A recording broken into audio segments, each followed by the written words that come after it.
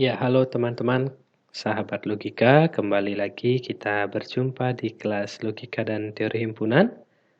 Pada kesempatan hari ini kita akan melanjutkan pembahasan kita setelah di pembahasan sebelumnya kita membahas terkait dengan pernyataan tunggal. Pada kesempatan hari ini kita akan membahas terkait dengan pernyataan majemuk. Ya, pernyataan majemuk ini sendiri merupakan pengembangan dari pernyataan tunggal. Baik, ada dua hal yang akan kita bahas pada kesempatan hari ini, yaitu yang pertama jenis-jenis pernyataan majemuk sederhana dalam logika matematika, dan juga kita akan membahas nilai kebenaran dari pernyataan-pernyataan majemuk tersebut. Oke, kita akan mengawali dengan konsep pernyataan majemuk. Apa itu pernyataan majemuk? Ya, di pembahasan sebelumnya sudah sempat disinggung terkait dengan pernyataan majemuk, yaitu pernyataan majemuk merupakan pernyataan yang mengandung lebih dari satu pernyataan tunggal. Nah, karena di dalam pernyataan majemuk ada beberapa lebih dari satu pernyataan tunggal, maka diperlukanlah penghubung antar pernyataan-pernyataan tunggal tersebut. Ya misalkan untuk contohnya, ya ini adalah beberapa pernyataan tunggal, ada 3. 2 adalah bilangan genap, ini adalah pernyataan tunggal, yang mana nilai kebenarannya adalah benar. 2 adalah bilangan prima, ini juga pernyataan tunggal, nilai kebenarannya adalah benar. 2 adalah bilangan ganjil, ini juga merupakan pernyataan yang nilai kebenarannya adalah salah. Lalu kemudian dengan menggunakan kombinasi atau ya benar ya menggunakan kombinasi dari ketiga pernyataan ini, kita bisa membentuk yang namanya pernyataan majemuk. Misalkan, 2 adalah bilangan genap dan bilangan prima. Ya, jadi tersusun atas 2 buah pernyataan tunggal, yaitu adalah 2 adalah bilangan genap, dan juga 2 adalah bilangan prima, dan menggunakan penghubung dan.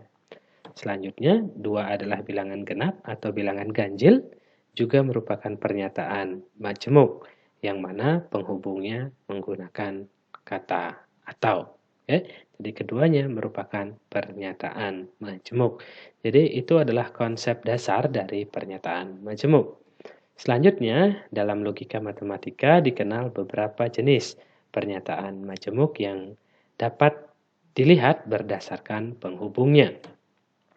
Ya, jadi ada 4 jenis pernyataan majemuk, yaitu yang pertama ada yang namanya konjungsi, kemudian disjungsi, implikasi, dan terakhir biimplikasi. Ya, bagaimana ciri khasnya? Ya, untuk konjungsi sendiri itu adalah pernyataan majemuk dengan penghubung dan. Jadi setiap pernyataan majemuk yang penghubungnya adalah dan, nah itu disebut sebagai konjungsi. Notasinya adalah seperti ini ya. Jadi ini adalah notasi untuk konjungsi. Ini adalah pernyataan tunggal pertama dan ini adalah pernyataan tunggal yang kedua dihubungkan oleh notasi ini ya. Lalu kemudian disjungsi adalah pernyataan majemuk dengan penghubung atau ya. Ya, notasinya seperti ini ya. Dampak serupa dengan konjungsi hanya saja notasinya terbalik demikian. Oke, kemudian implikasi. Implikasi inilah pernyataan majemuk dengan penghubung, jadi bisa teman-teman perhatikan. Jika titik-titik, maka titik-titik ini adalah pernyataan majemuk sebab akibat. Oke, untuk penghubungnya itu menggunakan notasi seperti ini. Jadi tanda panah cukup satu saja, jangan menggunakan notasi yang lainnya. Yang seperti ini misalkan, oke, untuk misalkan nambah variasi, oke, ini tidak bisa digunakan. Jadi notasinya tolong diperhatikan dengan saksama notasi untuk implikasi. Kemudian biimplikasi. Biimplikasi itulah sebuah pernyataan majemuk dengan penghubung seperti ini. Titik-titik-titik, jika dan hanya jika. Titik-titik-titik. Ya, notasinya seperti ini. Kalau implikasi, arahnya searah. Kalau ini arahnya adalah dua arah. Oke. Jadi, saya kira untuk membedakan jenis pernyataan majemuk dalam logika matematika bisa dibedakan dengan menggunakan kata hubungnya. Sekali lagi, konjungsi itu dan, disjungsi itu atau, implikasi itu jika maka, dan biimplikasi itu jika dan hanya jika. Baik, kita lanjutkan bagaimana cara kita kemudian untuk menentukan nilai kebenaran dari pernyataan majemuk. Kita masuk ke jenis pernyataan majemuk yang pertama, yaitu konjungsi. Konjungsi merupakan pernyataan majemuk dengan penghubung dan. Kita bisa lihat pernyataan-pernyataan majemuk berikut. 2 adalah bilangan genap dan bilangan prima. Ya, ini terdiri dari 2 komponen. 2 adalah bilangan genap dan 2 adalah bilangan prima. 2 adalah bilangan genap, ini adalah komponen-komponennya. Sementara 2 adalah bilangan genap dan bilangan ganjil. Juga sama, terdiri dari 2 buah pernyataan tunggal. Lalu untuk berikutnya, 9 adalah bilangan prima dan bilangan ganjil. Ya, juga sama, terdiri dari 2 komponen. Dan terakhir, 9 adalah bilangan genap dan bilangan prima. Juga sama, terdiri dari 2 komponen. Ya, kita bisa lihat sekarang nilai kebenaran dari setiap pernyataan tunggal penyusunnya. Ya, jadi ini kita bisa lihat untuk pernyataan 2 adalah bilangan genap dan bilangan prima. Ini terdiri atas pernyataan tunggal 2 adalah bilangan genap, itu bernilai benar. Dan 2 adalah bilangan prima juga bernilai benar. Kalau kita pahami secara utuh kalimat ini, 2 adalah bilangan genap dan bisa maknanya dan di sini adalah sekaligus bilangan prima. Ya, jadi ini adalah bernilai benar. Ya. Lalu kemudian untuk yang kedua juga sama, kita bisa memperhatikan nilai kebenaran dari pernyataan tunggal penyusunnya. 2 adalah bilangan genap itu benar, 2 adalah bilangan ganjil itu salah. Jadi benar salah. Lalu kita lihat 2 ini adalah bilangan genap sekaligus bilangan ganjil. Jadi ini adalah pernyataan kalau kita lihat dari aspek rasanya itu adalah pernyataan yang bernilai salah. Tidak mungkin 2 itu sekaligus genap dan sekaligus ganjil. Jadi ketika penyusunnya adalah benar dan salah, maka nilai kebenaran pernyataan konjungsinya itu adalah salah.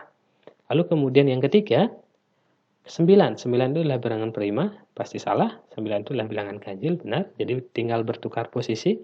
Ya, 9 adalah bilangan prima sekaligus bilangan ganjil. Ya, ini juga adalah pernyataan yang bernilai salah. Lalu kemudian yang terakhir 9 adalah bilangan genap, salah. Dan 9 adalah bilangan prima juga salah. Keduanya salah. 9 adalah bilangan genap sekaligus bilangan prima. Ini juga merupakan pernyataan yang bernilai salah. Jadi dari keempat situasi ini kita bisa rangkum untuk membuat tabel kebenaran untuk konjungsi. Ya.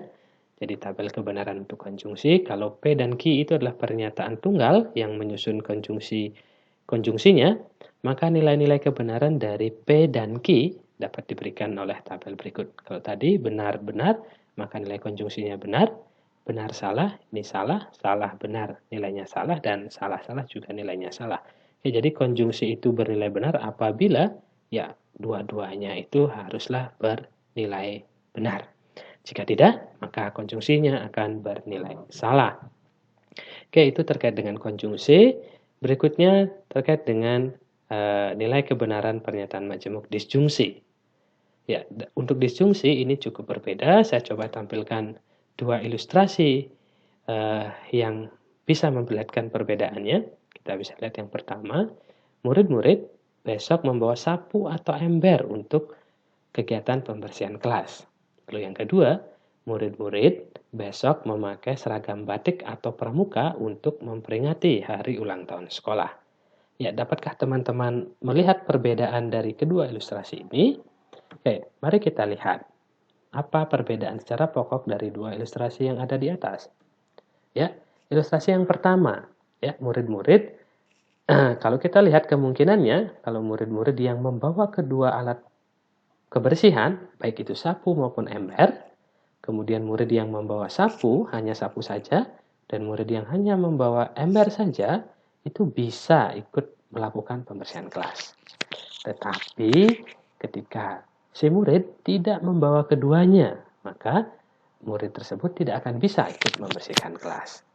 Jadi kalau nanti disambungkan ke tabel kebenaran untuk ilustrasi yang pertama atau pada ilustrasi pertama ini, ya dia bernilai benar, jadi bisa ikut membersihkan ruang kelas ketika ya dia minimal membawa 1. Artinya minimal 1 benar, itu membuat pernyataannya akan menjadi bernilai benar.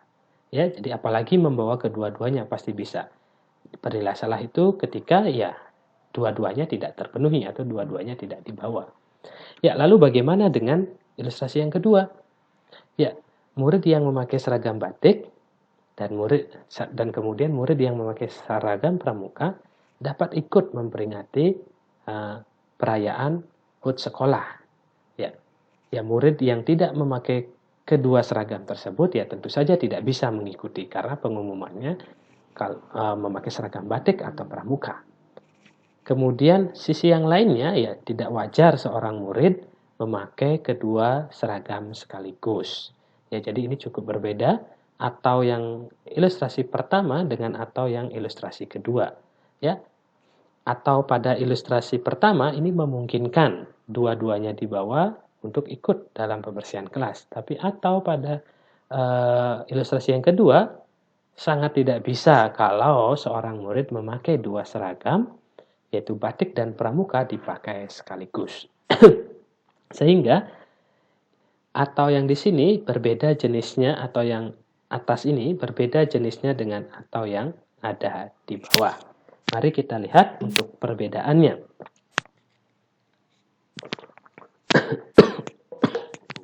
Ya, sehingga disjungsi itu dibedakan jadi dua jenis yaitu disjungsi inklusif dan disjungsi eksklusif. Ya, disjungsi inklusif menggunakan penghubung atau, sementara disjungsi eksklusif menggunakan kata penghubung salah satu. Jadi tadi lebih tepat di ilustrasi yang kedua, murid-murid bisa memakai salah satu dari seragam batik atau seragam pramuka untuk mengikuti perayaan hari ulang tahun sekolah. Notasinya pun berbeda. Untuk disjungsi eksklusif menggunakan notasi seperti ini dibaca O+, jadi ditulis O-nya dulu baru kemudian dibuat plusnya, jadi dibaca O+. Kemudian ini, ini mohon maaf ini keliru, ini notasi yang benar itu disjungsi notasinya seperti itu untuk yang inklusif. Ya, sehingga untuk tadi tabel kebenaran inklusif, ya dia akan bernilai benar paling tidak kalau satu yang bernilai benar ya. Jadi ini ada satu yang bernilai benar maka benar, ini ada satu yang bernilai benar ya apalagi keduanya ini kan benar. Jadi salah jika salah kalau ya kedua-duanya bernilai salah. Berbeda halnya dengan disjungsi eksklusif, ya, disjungsi eksklusif kalau dua-duanya benar, maka justru ini nilai kebenarannya salah seperti tadi. Tidak mungkin kita memakai sekaligus baju pramuka dan baju batik. Ya, kalau salah satunya benar, dia akan bernilai benar. Tapi kalau keduanya salah, dia juga akan bernilai salah. Jadi, itu perbedaan yang cukup esensial dari kedua jenis disjungsi inklusif maupun eksklusif. Kemudian untuk pernyataan majemuk berikutnya implikasi, ya. Jadi implikasi ini adalah hubungan sebab akibat, ya atau conditional. Diketahui dua buah pernyataan tunggal P dan Q.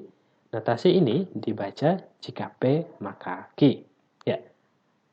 Untuk notasi jika P maka Q, P-nya ini, jadi P-nya ini disebut sebagai antecedent. Ya, sementara Q yang ini ya disebut sebagai konsekuen dari implikasi itu.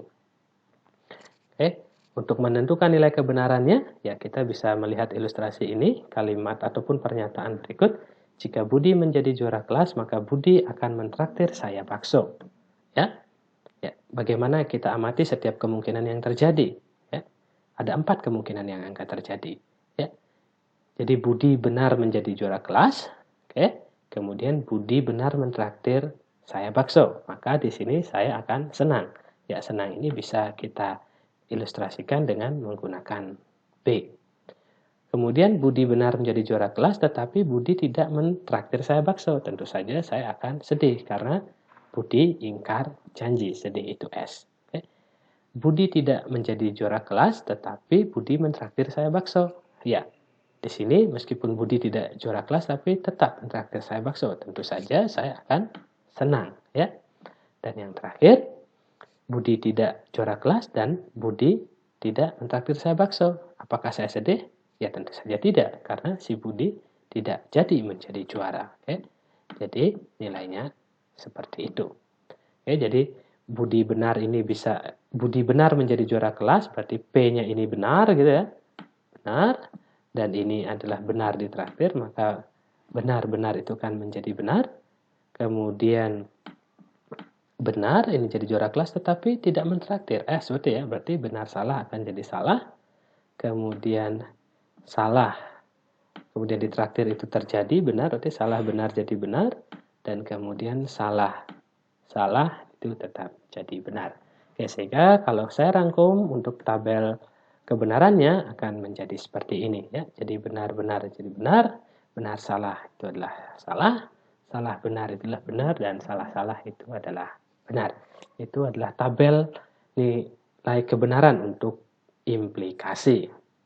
Lalu kemudian yang terakhir untuk biimplikasi. Biimplikasi ini sebenarnya konsep penggabungan antara implikasi dan konjungsi. Jadi biimplikasi adalah pernyataan majemuk yang mengkombinasikan konjungsi dan implikasi ya. Jadi P jika dan hanya jika Q dapat diuraikan sebenarnya menjadi jika P maka Q dan jika Q maka P. Sehingga untuk membuat tabel kebenarannya cukup menggunakan pengetahuan konjungsi dan implikasi ya. Jadi PQ, jadi kita lihat dulu kebenaran P maka Q seperti tadi yang dilihat di slide sebelumnya, maka ini benar salah salah benar. Kemudian yang dilihat Q jika Q maka P. Oke, dari sini berarti ya benar benar itulah benar, salah benar itu adalah benar, benar salah itu adalah salah, kemudian salah salah itu adalah benar. Lalu kemudian ini kita lihat dengan menggunakan konjungsi. Jadi dua ini digabungkan dengan konjungsi. Benar dan benar itulah benar, salah dan benar itulah salah, benar dan salah itulah salah, benar dan benar itu adalah benar. Ya, sehingga ini adalah nilai-nilai kebenaran untuk pernyataan majemuk biimplikasi. Oke, kita sudah membahas semua keempat pernyataan majemuk sederhana yang ada di dalam logika matematika, termasuk juga menentukan nilai-nilai kebenarannya dengan menggunakan tabel. Oke, saya kira demikian untuk pembahasan kalimat majemuk. Dapat saya akhiri. Terima kasih atas perhatiannya. Sampai jumpa. Salam logika matematika.